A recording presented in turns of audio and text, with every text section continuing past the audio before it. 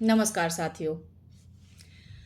आज हम अपना 79वां स्वतंत्रता दिवस मना रहे हैं और इस स्वतंत्रता दिवस की सभी देशवासियों को, सभी अभिभावकों को, सभी छात्रों को और हमारे सभी शिक्षक भाई बहनों को भी बहुत बहुत हार्दिक शुभकामनाएं।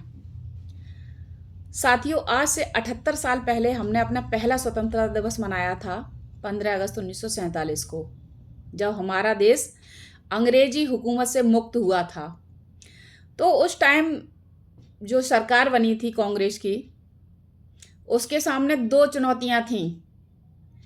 एक तो एक तरफ खुशी थी स्वतंत्र होने की, और दूसरी बहुत बड़ी चुनौती थी कि अपने देश को विकास के रास्ते पर आगे कैसे ले जाना है।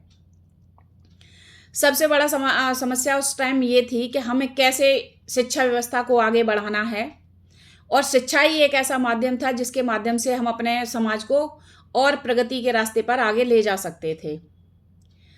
उस टाइम विद्यालय खोले गए, सारे सरकारी विद्यालय थे, उनमें लोगों ने एडमिशन कराए अपने अपने बच्चों के, और उन्हीं बच्चों में से कुछ हमारे माननीय बने, कुछ मंत्री बने, कुछ विधायक बने, कुछ डॉक्टर बने, कुछ इंजीनियर बने, कुछ कलेक्टर बने, कोई जज बना, और आज वो अच्छे अच्छे पदों पर हैं, और उनमें से कुछ रिटायर भी हो गए होंगे।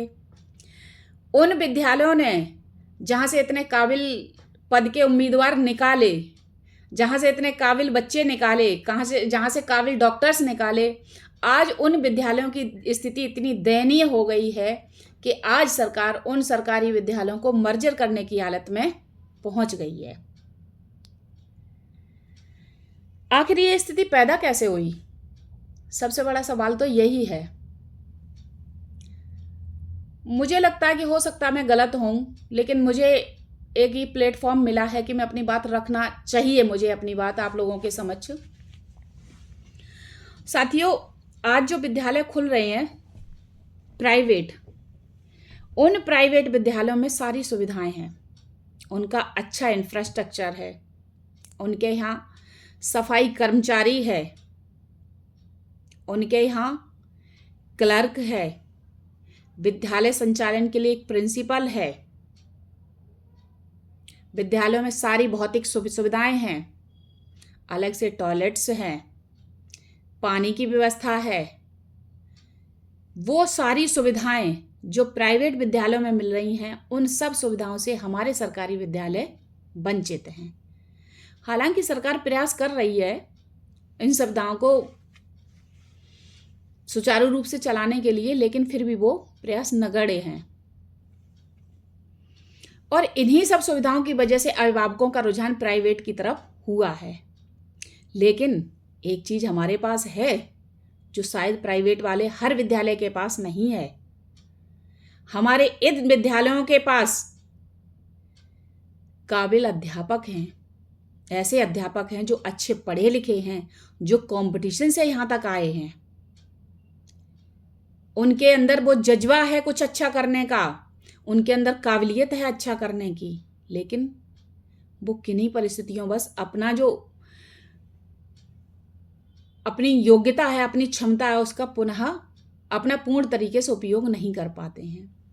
वजह क्या है कि हम सरकारी कर्मचारी हैं, हमारे पास बहुत सारे काम होते हैं जिन्हें हमें सरकार के साथ सहयोग करना पड़ता है, और सरकार हमें जैसे बताती है उनका हमें पालन भी करना पड़ता है। भाई हमारे विद्यालयों में न कर्मचारी है, सफाई कर्मचारी भी नहीं है, हमें उसकी भी भूमिका निभानी है। हमारे यहाँ मिड डे मील बनता है, हमें भाई उस मिड डे मील का भी संचालन करवाना है। हमारे यहाँ अगर बाल गणना होगी तो हम करेंगे। बोर्ड बनते हैं तो अधिकांशतः अध्यापकों को ही लगाया जाता है। चुनाव आते हैं तो चलिए, चुनाव तो कभी कभी का काम है। बहुत सारे काम हैं, सरकारी सूचनाएं हैं, हमारे पास कोई क्लर्क भी नहीं है, तो सारी सूचनाओं का संचालन भी और उनको टाइम से देने की भी जिम्मेदारी अध्यापक की ही है। आज अध्यापक वो सब काम कर रहा है जो विद्यालय संचालन के लिए जरूरी है, लेकिन उनका जो मेन पेशा शिक्षण कार्य, उसी को वो सही से नहीं कर रहा है, सही से नहीं कर पा रहा है। और मुख्य जो जवाबदेही है शिक्षक की, वो शिक्षण के प्रति ही है। अगर थोड़ा सा सहयोग हमें अभिभावकों का मिले इसमें, मैं मानती हूँ कि भाई हमारे यहाँ संसाधनों की कमी है, थोड़ा सा अभिभावक हमारा सहयोग करें। कैसे सहयोग करें भाई? भाई प्राइवेट स्कूल में आप बच्चे भेजते हो, वहाँ के टीचर कोई इंटर पढ़े, कोई हाई स्कूल वाले ही हैं, कोई बीओ पढ़े हैं और वो रख लेते हैं। भाई आप वहाँ फीस देते हो, उस फीस को बचाइए आप। वहाँ बिल्डिंग का चार्ज, खेल का चार्ज, पता नहीं कितने एक्स्ट्रा चार्जेज होते हैं, उनको बचाइए और उसमें से कुछ पैसा आप चाहें तो अपने बच्चों की ट्यूशन पे खर्च कर सकते हैं और उन बच्चों को विद्यालय में सरकारी में भेजिए। हम उनको बेहतर और बेहतर करेंगे। भाई ट्यूशन पढ़ाना इतनी गलत बात तो नहीं है। ट्यूशन तो भाई प्राइवेट के बच्चे भी पढ़ते हैं। प्राइवेट के बच्चे तो स्कूल में, स्कूल के बाद उनके पेरेंट्स भी पढ़ाते हैं और फिर वो ट्यूशन भी पढ़ते हैं। अच्छा चलिए ठीक है, टॉपिक से थोड़ा सा हटते हैं। ये बच्चों की जो मारा मारी, यदि सरकारी विद्यालय इतना ही खराब है तो ये इतनी मारा मारी है शिक्षण के प्रति, ये 12th तक की एजुकेशन के लिए ही क्यों है? कोई भी अभिभावक, कोई भी बच्चे, सभी लोगों का सिर्फ यही सोचना है कि भैया 12th तक प्राइवेट में पढ़ा लीजिए और उसके बाद हम सरकारी में प्रयास करेंगे, और यही होता है। भाई इंटर तक तो आप प्राइवेट में पढ़ाते हैं और इंटर के बाद जब हायर एजुकेशन की बात आती है, चाहे वो देश की प्रतिष्ठित परीक्षाएं नीट और आईआईटी हो या कुछ और हो, उस टाइम पर सभी अभिभावकों का, बच्चों का यही मानना होता है कि हमें सरकारी मिल जाए तो ज़्यादा अच्छा रहेगा। अगर कोई बच्चा नीट का एग्ज़ाम देता है ना, तो वो उम्मीद यही करता है कि हमें एम्स मिल जाए। आईआईटी देता है तो उसकी भी उम्मीद यही होती है कि हमें आईआईटी गवर्नमेंट मिल जाए, क्योंकि वहाँ खर्चा भी कम है और वहाँ पढ़ाई भी अच्छी है। वजह क्या है? उन संस्थाओं के पास सारे संसाधन हैं, अच्छी फैकल्टी तो है ही, वहाँ सारे इंफ्रास्ट्रक्चर अच्छा है, सारी बेसिक फैसिलिटीज़ हैं उनके पास, और उन्हीं फैसिलिटीज़ में हम पीछे हैं। अगर उस लेवल पर एक एम्स की फैकल्टी बहुत अच्छी है, उस लेवल पर आईआईटीज़ की फैकल्टी बहुत अच्छी है, तो प्राइमरी लेवल पर हमारी फैकल्टी भी बहुत अच्छी है। 100% की बात नहीं कह रहे हम, 100% तो बस एक धारणा सी है, बहुत नहीं होती, कहीं पूरी नहीं होती 100% वाली बात।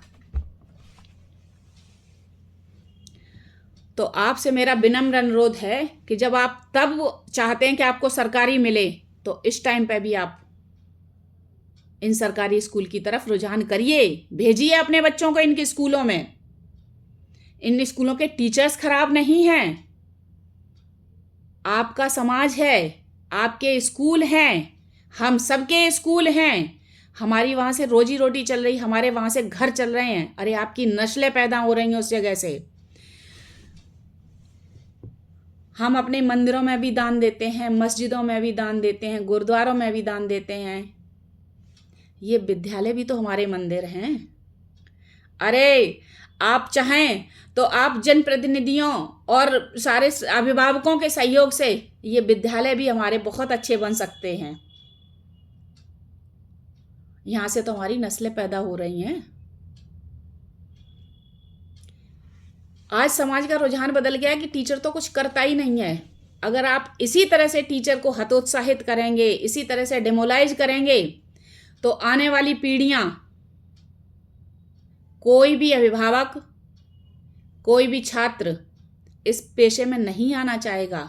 और जब कोई काबिल छात्र कोई इन पेशे में जब नहीं आएगा, तो उसका खामियाजा भी समाज को भुगतना पड़ेगा, हम सबको भुगतना पड़ेगा।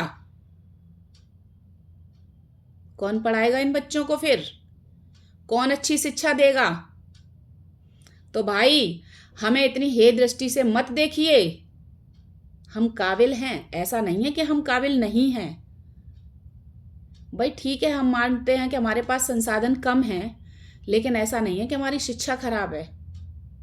हम पढ़ा नहीं सकते, हमको पढ़ाना नहीं आता। एक बात मैं अभी कुछ दिन पहले सोशल मीडिया पे देख रही थी कि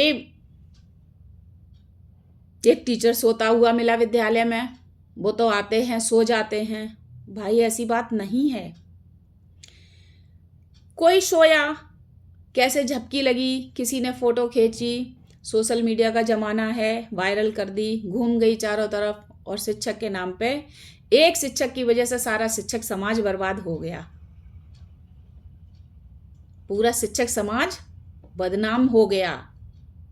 अपने शब्द को मैं वापस लेती हूँ, बर्बाद नहीं, बदनाम हो गया। कभी सोच के देखो, हर किसी की स्थिति हमेशा एक जैसी नहीं होती है। पता नहीं जिसकी आंख झपकी उसके साथ क्या समस्या रही होगी। उसे सिर में दर्द था, उसे बुखार था, उसे कोई और समस्या थी, या वो किसी बात को लेके मानसिक रूप से परेशान था। कुछ भी हो सकता है।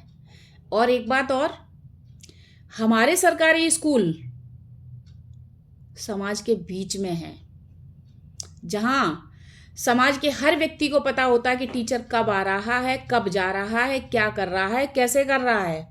लेकिन प्राइवेट के स्कूल में आप गेट से एंटर नहीं कर सकते अंदर आसानी से, बिना परमिशन के। प्राइवेट स्कूल में अलग से रेस्ट रूम होता है, जो रेस्ट रूम बच्चों के लिए और अभिभावकों के लिए, बच्चों के लिए और टीचर्स के लिए, सभी के लिए रहता है। यदि बच्चे परेशान हैं तो बच्चे भी रेस्ट रूम में चले जाते हैं, और यदि कभी टीचर परेशान है तो वो भी रेस्ट रूम में चला जाता है। वहां आप देख ही नहीं सकते। यहाँ आप देखते हैं तो यहाँ आप कह देते हैं। सारे टीचर्स एक जैसे नहीं हैं, और मुझे नहीं लगता कि कोई टीचर ऐसा होगा जो रोज आके सिर्फ विद्यालय में सो जाता होगा। तो थोड़ी मानवीय भावना रखते हुए इन टीचर्स को इतना नकारा साबित मत करो। ये इतने नकारा नहीं है जितना आज समाज सोच रहा है टीचर्स को। यही बातें कुछ मेरे जहन में बहुत ज़्यादा घूम रही थी। हालांकि आज मुझे स्वतंत्रता दिवस के अवसर पर अपनी इन बातों को रखने का अपने विद्यालय में, अपने जनप्रतिनिधियों के समक्ष, अपने ग्रामवासियों के समक्ष मौका भी मिला। लेकिन मैं अपनी उन बातों को आपके पास ठीक से नहीं पहुंचा पा रही थी, और मुझे लग रहा था कि मुझे ये बात आप सब तक पहुंचानी चाहिए। और यदि आप लोग मेरी बात से सहमत होते हैं, आप यदि कहीं कुछ कहना चाहते हैं, तो आप भी अपनी बात रखिएगा प्लीज़। धन्यवाद।